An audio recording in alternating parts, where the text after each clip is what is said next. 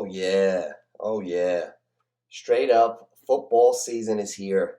There's nothing like that first Sunday. There's nothing like that first Sunday of the year. We had our opening kickoff game, Tampa Bay game, Dallas, tremendous. And now we got our pregame for Sunday football, week one. You can't beat it. I doubt any of us are going to need our alarm clocks tomorrow morning. We got a lot of stuff going on. We got storylines. We got rookies. We got new players play and new old players on new teams. We got new players on new teams. We got some good matchups that I want to highlight. And then we're going to delve into certain matchups, and then we're going to talk individuals as well. Something I notice about the nerds, so to speak, they can't segue real football and fantasy. It's either like a fantasy show or football, but that's not real life. Like, to me, like, okay, here, I'll put it this way. Do you think Gronkowski would have had the game he had the other night if it weren't for Godwin and Brown and Evans? They complement each other. I can't stand when these guys that never were a real part of a game plan and understand football say, well, he's here now. He'll take away from here. No, no, no. You don't even know what you're gonna do until you're reading the other team's defense and you see what's there. You're looking at the film. We got this coming up next. It's not he's taking mine. No, you got a game plan and you're following that and you're trying to win the game. That's why Godwin went for 109 or whatever he did, and Antonio went for 125, and Gronk, two tutties. They complement each other. So when you get like running backs and stuff like Hunt and Chubb, and they're both 1A backs, I just took them both. I don't even want to be bothered in my fantasy. I got Cleveland's running backs, and on the other side I got Tampa Bay. That didn't work out so good, but I got Mostert also. So I got Fournette, Jones, and Mostert. But let's get into week one. We got some great. I'm going to go with the spreads and everything, and I want to go over just about every game that we got because they're all interesting and some more than others, and I got some opinions on this. We'll start with the local teams. Keep it simple. The Jets are bringing 4 points down to Carolina. Okay? Now, Carolina, they got Sam Darnold. They got McCaffrey. They got a nice team, but they haven't proven anything. They haven't proven anything to anyone. Take the Jets plus the 4 if you're a fan of the local teams. I wouldn't really touch the game at all, but I wouldn't lay with Carolina. I wouldn't lay 180 or this or that with Carolina because who the hell are they? What I am looking at, see now here's where I'm going to go right into fantasy because it's the same thing. You can't say, oh no, he did that in the fantasy, but it wasn't a real game. No, it's the same shit. I was looking at this. Zach Wilson, the rookie quarterback, on DraftKings, his over-under. Okay, now you got wagers, so it's a three-way. It's a three-way street with me. You got the real game Sunday, you got fantasy, and then you got some wagers and stuff. So pay attention. Zach Wilson, the kid from the Jets.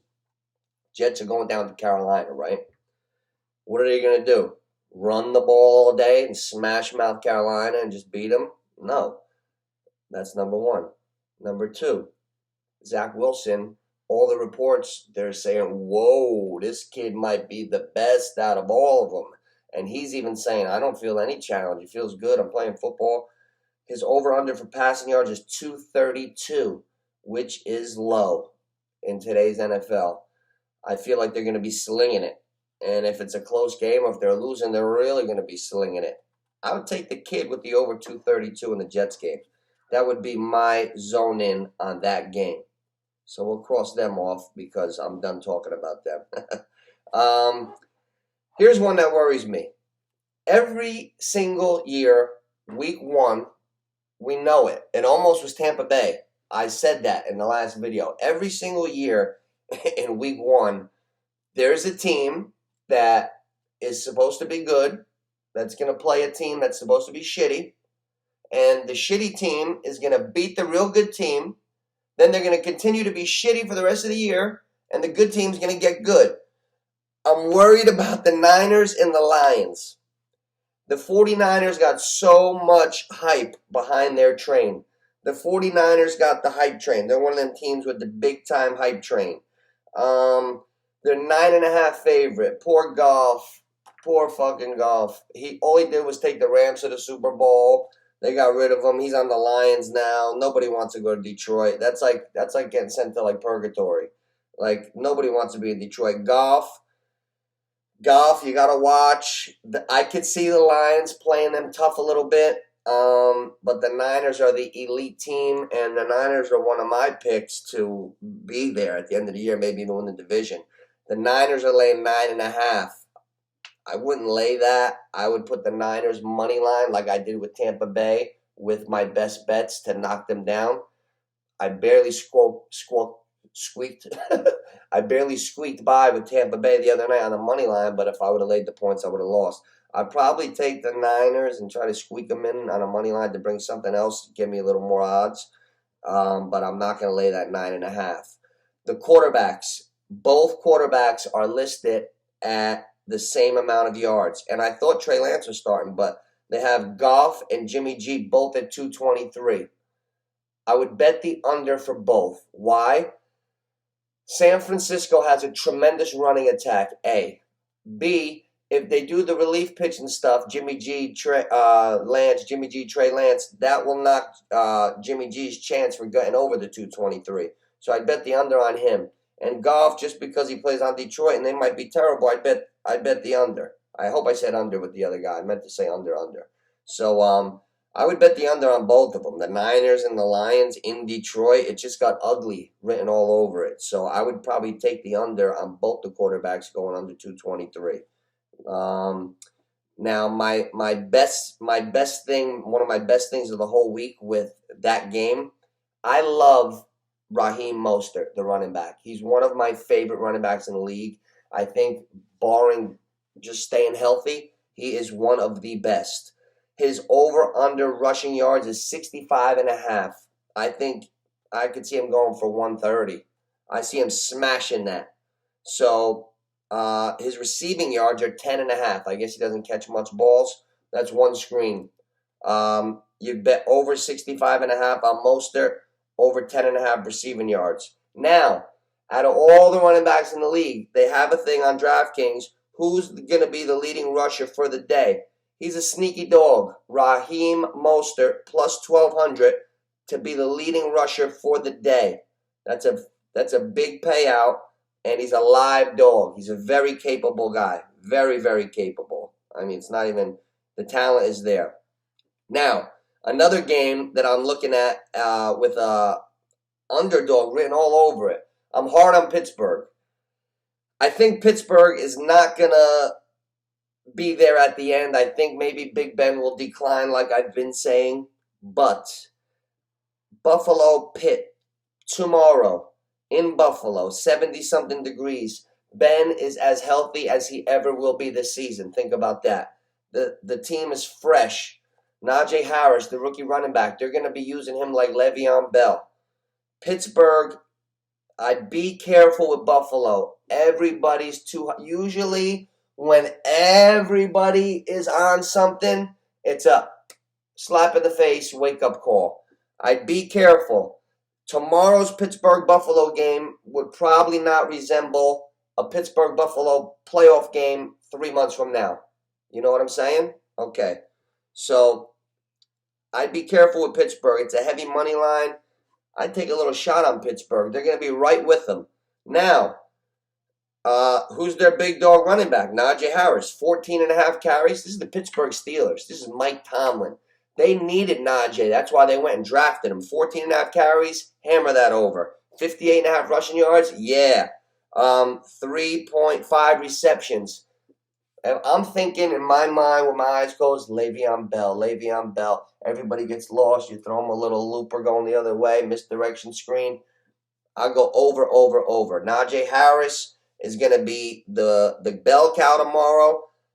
Pittsburgh, Ben's going to be healthy and slinging it before he goes downhill later. Let's talk about tomorrow. Buffalo, they're very good, but anybody can have a rough game, especially against a tough D like Pittsburgh.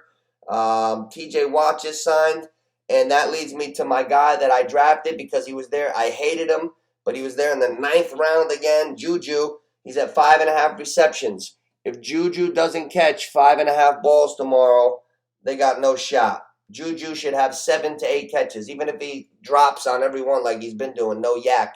Juju should go over to 5.5 catches tomorrow. So that's what I like as far as the Pittsburgh game. I would go with the dog at least plus the points. I don't like, that's too much with the Buffalo. Pittsburgh's not that. Pittsburgh didn't fall off yet. Let's not write their death sentence. Let's not write their obituary just yet. Another game that falls into the same freaking category. The Cleveland Browns, man. 2 years ago, I was laughing. I ran to the window and bet the under when they were 10.5, when they had all the names. I said they're Fugazi. I bet the under. I collected before Halloween. They lost everything. Last year, they stepped up. I gave them the credit because I saw it. Baker Mayfield, big-time velocity on his arm. I think he's got the second, with all that next-gen shit, he's got the second fastest velocity on 20 to 30-yard balls in the league. Those like 60-something miles an hour. He's not just a little guy that overachieves. He's got a fucking cannon. That kid's got moxie. Listen, this is why I took Chubb and Hunt, and I don't want to know shit in my fantasy league. People thought I was crazy. I took Chubb. Later on, I grabbed Hunt, and that's it. I don't want to be bothered. I got Cleveland's running game. Certain teams in the NFL have great running games. Cleveland is known for having the line and having one of the best, if not the best, running game in the NFL. Nick Chubb is an A1 runner, and Kareem Hunt, when he was with the Chiefs, was a league best. Now, he had a little problem, hiccup, back with the Cleveland for the full season. He's an A1 runner. So I got Chubb and Hunt confidently. And let me tell you something. KC, they fixed the line supposedly. We know how dangerous they are. I don't have to throw a team bouquets that's been getting it for 3 years. That's why I'm talking about Cleveland. We know about Kansas City. I'm here to tell you Cleveland is going to give them a tough game tomorrow. They're going to run the ball heavy. Nick Chubb, 13.5 attempts, over-under. Over. Hunt, 8.5, over. You're telling me with the two best running backs and the best offensive line, the best running team in the NFL, that they're only going to run the ball 21 times between two A1 backs? Give me the over on both of them. Chubb, 71 yards, over, under. Hunt, 34 yards. That's 105 yards. Over. I believe that they are going to meet them physicality-wise. Cleveland is going to meet them, and it's going to be a stalemate. It's not going to be an easy victory because you got to worry about Beckham and Landry and Baker throwing the ball. But Cleveland is not going to go away simple. This is not 2 years ago Cleveland. It's not even last year Cleveland. I'm impressed with what I've seen from them the last year. I think Chubb and Hunt are the best two running backs in the league together on the same team. I think the whole team's coming together, and I think they're going to give Kansas City a tough game tomorrow. So I would take the 5.5. You know, that's what I would do. I wouldn't lay with those two teams, with the KC and the Buffalo, because everybody's on them right now. So that's where I'm at with them and the running backs as far as DraftKings wagers and fantasies. Green Bay, New Orleans, no opinion. I could see R-E-L-A-X Rodgers just going nuts and playing great. And I could see Jameis Winston throwing for fucking 500 yards. So I have no opinion. I'm just going to see what happens there. Because I can see that game going either way. So I'm not going to bullshit you guys. Seattle, Indy, same thing. Russell could be scrambling around. I don't know how Wentz is going to look and these guys. I'd like to observe that game and see it. I don't have a clear opinion on it. So I'm going to leave it alone. Now, getting to Denver and the Giants, that one scares me because every single stat on the Giants makes it look like we're going to stink. And that bothers me. I'm going with the Giants' money line tomorrow because they're plus 160 on the money line. And their key players are so low that they have to do something. Saquon Barkley is at 59.5 rushing yards, 13.5 carries. He's all systems a go. Adrian Peterson ran for 2 Gs after his ACL. And that was 9 years ago, 10 years ago. I expect Saquon. This is not Ezekiel Elliott, fucking knucklehead. This is Saquon. I expect him to get over 60 yards tomorrow. And I think he'll carry about 15 times tomorrow, so he should get over 15 times, 16 times. He's going to get the rock. Another guy I like running with the over, the quarterback, Daniel Jones, over 20 rushing yards. He's the second fastest quarterback in the league, next to this man, my man Lamar. So I'll take a little shot on Daniel Jones going over 20 rushing yards. That's just a drop back scramble gone. So I'll take my shot on Saquon over 59.5, over 13.5 attempts, and Danny Dimes over 20 rushing yards. I hit that nickname. So that's where I'm at with the Denver and the Giants. And then we got Philly plus 3.5 going into Atlanta. Now, is it me, or I think I had an epiphany? Don't you just feel like quarter after one, Calvin Ridley we're going to be seeing a game break, and Ridley's going to be going for a touchdown. So I like Calvin Ridley tomorrow over 5.5 catches. I would not be surprised. I'm telling you now, with Atlanta automatic scoring, Kyle Pitts is there, Russell Gage is no slouch. Who's their running backs? They got Gallman stepping in from Mike Day. We don't know what's happening. They're going to be throwing. If Calvin Ridley doesn't catch over 5.5 balls tomorrow, I'd be shocked. That's probably the best player prop of the whole week. I would not be surprised if he doubles that and leads the NFL in receptions or yards this season. So Calvin Ridley with that Philly-Atlanta game is where I'm zoned in. Who's going to win the game? I don't know, because Jalen Hurts is dynamic. We got to see what happens with him, how they look. Atlanta's famous for being up 24-3 and losing the game. And I'm not talking about the Super Bowl. I'm talking about all the time. So I don't know what's going to happen with that game. I'm just zoned in on Ridley. And keep an eye on Kyle Pitts, the all-world tight end. That kid could be the best tight end in the league this year. So we'll see. Miami and the Pats. Miami's plus 3 going into New England. I know Miami always beats the Pats. However, this is a different year. We're living in the present. Bill Belichick, he went and spent a lot of money. He's fucking pissed off with all this talk. Don't think he's not competitive. Brady did it for him all these years. Okay. Belichick, all 8 starters are back from defense. He went and spent money. I think they're going to kick the shit out of the Dolphins tomorrow. So I'm just going to go with the Patriots and forget about it. I don't even want to talk about them no more. Mac Jones will be fine. Now, what I'm really intrigued about is no respect. Rodney Dangerfield, Tennessee. They're 3-point favorite against Arizona. I like Arizona. I don't love Arizona. What am I seeing from Tennessee? Ascending. The Usain Bolt pose. Tennessee is just ascending. I know the secondary issues, but why are they only -3? They're the only top-tier team that's not getting the respect. They're -3,000 to win the Super Bowl. They're -3 tomorrow only. I like Tennessee to beat the shit out of Arizona tomorrow. You're not going to convince me that little Kyle Murray is just going to run around, everything's going to be great. Who the fuck is Chase Edmonds? We're giving guys credit before they deserve it. Tennessee, smash mouth, kill them tomorrow. Love that one. Plus 3,000 to win the Super Bowl. Get that in just in case. $100 pays 3,000. Shit. I mean, that's something. You could put $25 on and get $750. Now we're gonna go to a couple quick ones, and that's it. Trevor Lawrence, rookies in the NFL since 2003 are 0-13 on opening day. I happen to have a 3-way parlay going from last week. The Angels out playing on the West Coast against the Yankees. They're in. Tampa Bay money line. They're in. And Jacksonville. Trevor over the Texans. So fuck you with your analytics and all these stat geeks coming in giving me these lines. 0-13. My balls. 100 pays 683. And when Jacksonville wins, I hope I'm collecting that. So I like Jacksonville over the Texans. Minnesota only -3 over Cincinnati. Minnesota is what they think Cincinnati could be. Abundance of talent. So go get him, Minnesota. Justin Jefferson. The original quarter after one. Adam Thielen.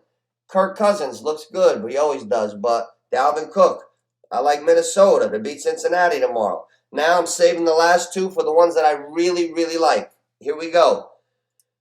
We're going to go Sunday night first. The Bears are +8 against the Rams, right? The Rams, the Super Bowl favorites. Stafford's in town. I got him on one of my fantasy leagues. I got Stafford and I got Cooper Kupp. Love Cooper Kupp.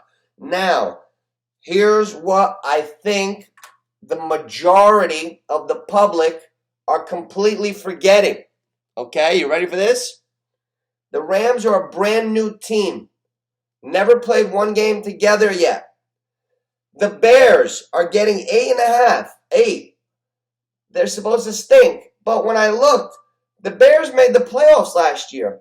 And guess what? The Bears made the playoffs 2 out of the last 3 years. But for some reason, we think of the Bears as like they stink. So they're starting Dalton, which is, I don't know. I think once if they get Fields in there and they make a run and they got that defense, the Bears are going to be dangerous. They're getting 8 tomorrow with the Red Rocket in there. That's why I'd stay away from that. But I am looking for the Bears to maybe give them a little game. But what I'm looking for is Matthew Stafford. They're saying, whoa, I didn't know how good he was. Well, neither did I. Where have I been?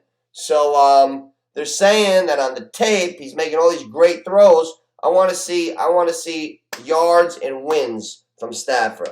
I want to see a step up with the Rams tomorrow, and I want to see them take care of business. So I guess I like the Rams tomorrow if I would money line it with somebody. Yeah, definitely like the Rams. I'll money line the Rams with like the Niners and the Pats and make it all work into a little something that comes out to even money, and then I got something there. And then the Monday night game is my Captain Obvious game of the night. Baltimore's going down. The Raiders are going to beat Baltimore, and you're going to get good value on it. The Baltimore's going into Vegas, the Las Vegas Raiders. Baltimore's going into Vegas, given 4. They got no running backs. Everybody blew out their knee. What's the story with the surfaces over there? 5 guys blew out their knee in the last week and a half. What's the story? Is it the surface? Is it something they're putting in their body? Is it the training methods? Are they overtraining where they're so strong they can go forever, but their ligaments can't and they blow things out? Because it seems like blowing an ACL out now is like going to get a cup of coffee. It's commonplace. So that scares me. But what I want to get to is Baltimore's laying 4 at the Raiders. I see in my mind, I'm visualizing Josh Gruden having the team tight tomorrow, ready. Josh Jacobs, heavy dose, carb, ready. Who's Lamar going to hand it off to? Who's running the ball for Baltimore? That leads me to this. Lamar Jackson, over under passing yards, the lowest on the whole board. I checked every quarterback. He's at 210. Oh, yeah? Who's running the fucking ball? Baltimore's got to pass tomorrow, especially when they lose the lead. Lamar Jackson, over 210 passing yards. Love it. Love that. Think outside the box. Think outside the box, people. Lamar Jackson, over 210 passing yards because there ain't nobody running the ball. So, that leads me to Oakland's running back. Saquon Barkley was listed at 13.5 attempts, same as Josh Jacobs. Only thing is, Josh Jacobs is running hard, and he's healthy. And I've seen him enough last year when they beat the Chiefs. I've seen him run that rock. I could see Josh Jacobs getting 18 carries tomorrow, over on the rushing attempts for Josh Jacobs. Now, same carries as Saquon, but he's 8.5 yards under. They only got Josh Jacobs at 50.5 rushing yards. That is total disrespect. Josh Jacobs will run for over 50 yards. Joe Namath guaranteeing that one. So I like the Raiders to win the game. I like Lamar to go over his 210 passing yards. And then I like Josh Jacobs to go over in the attempts and the rushing yards.